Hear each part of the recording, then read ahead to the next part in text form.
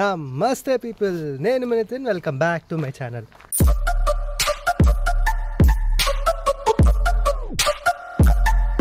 So పొద్దున్నే లేచేసిన, ఎవ్వరు లేరు రోడ్ల మీద, నిద్రమబ్బు. టైం వచ్చేసి 6:50 అవుతుంది. సో ఇవాళ journey first time Telugu movie in Germany.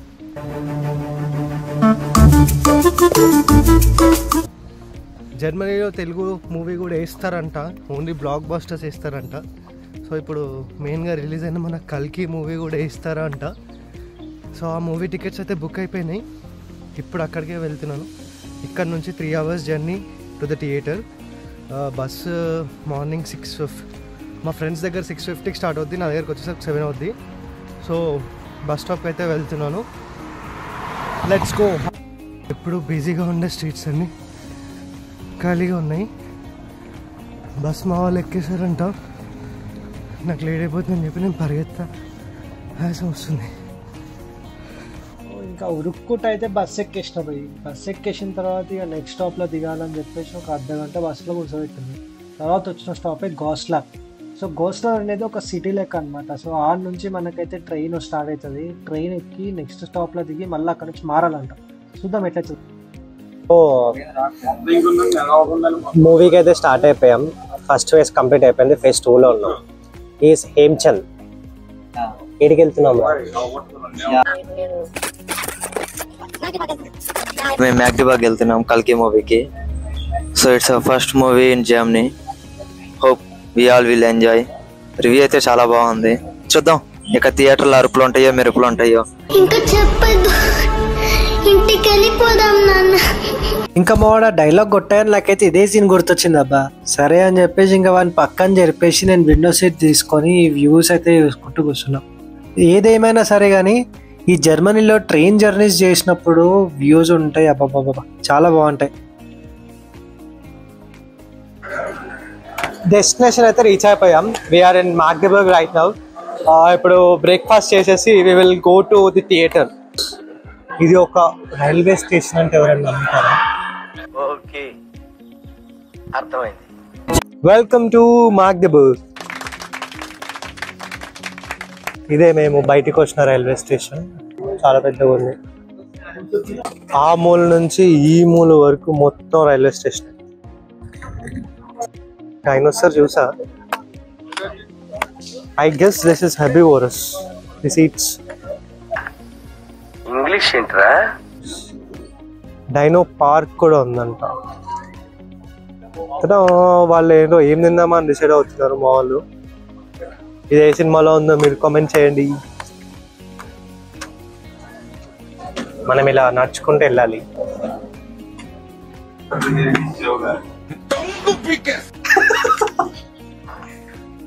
బాగా తిరుగు.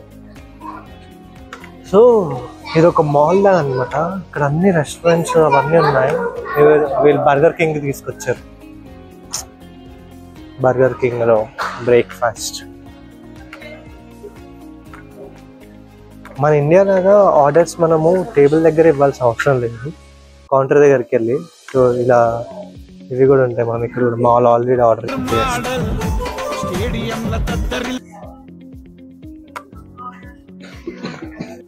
చేస్తాం. 7 euros నాకు ఒక నగ్గెట్స్ ఇంకా ఫ్రైస్ వచ్చాయి. చిట్టి కూడా ఇచ్చారు. మన నంబర్ 651. Let's go. ఈ ఫొటోస్ ఏవో చాలా బాగున్నాయి అబ్బా. ఇవి బర్గర్ కింగ్ స్టార్ట్ చేసినప్పుడు అనుకుంటా. ఇది చూడండి. వావ్.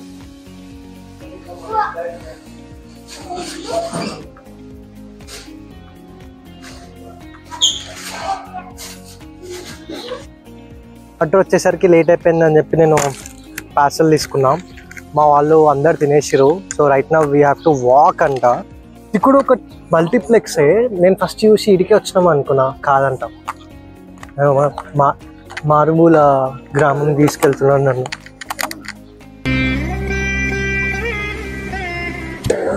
ట్రామ్. నన్ను మా వాళ్ళు బస్ ఎక్కిచ్చారు, ట్రైన్ ఎక్కిచ్చారు, ఇప్పుడు ట్రామ్ కూడా ఎక్కిస్తారు. ట్రామ్ అంటే ఏం లేదబ్బా, అయ్యో ఇట్లా రోడ్ల మీద ట్రాక్ ఉంటాయి, దాంట్లో పోయేదన్నమాట. దీనికి డ్రైవర్ ఉండడు, ఇది ఆటోమేటిక్. ఎక్కడ ఆటోమేటిక్ ఉంటుంది కదా. ఓ డ్రైవర్ ఉన్నాడంట. అంటే అది ట్రామ్ దిగేసాము. This is the station. ఇది బ్యాంక్, దాని ఆపోజిట్ లోనే పంజాబ్ ఫుడ్స్ అని చెప్పేసి ఉంది. రిటర్న్ వెళ్ళేటప్పుడు అది కూడా చూద్దాం. This is Supra 2-seater.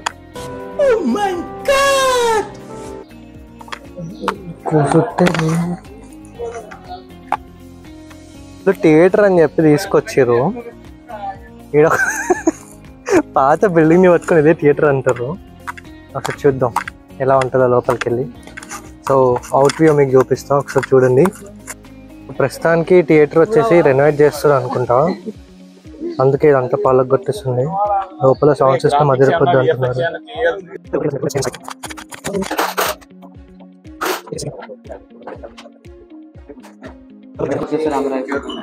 Thank you.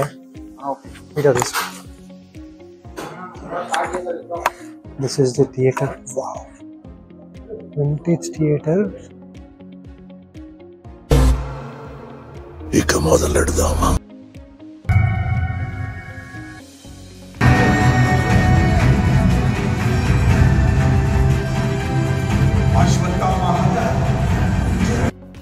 So movie అయిపోయింది, బయటకు వచ్చేసాం. మూవీ మాత్రం excellent, పిచ్చెక్కిపోయింది.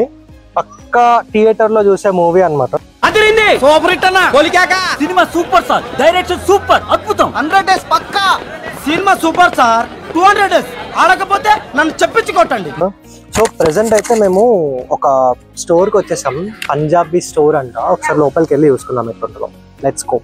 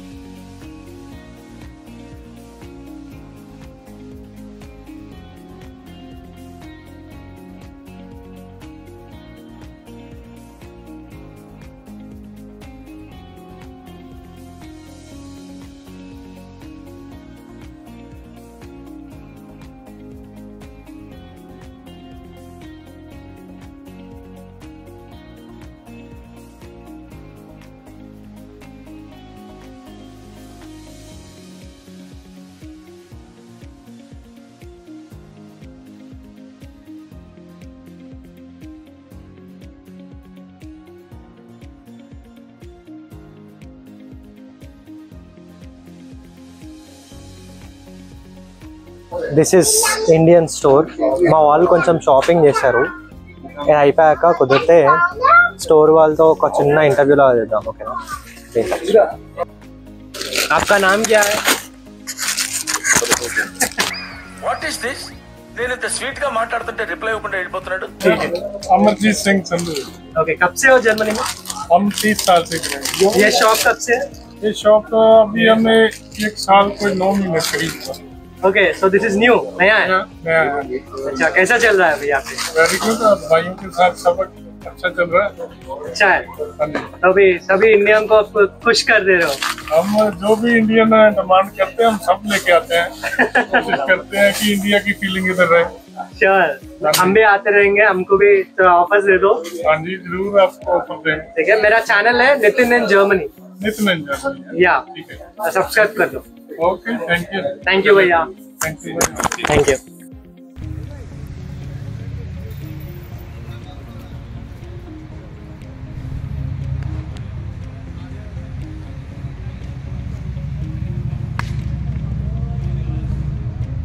Hello guys, all the best, all the best.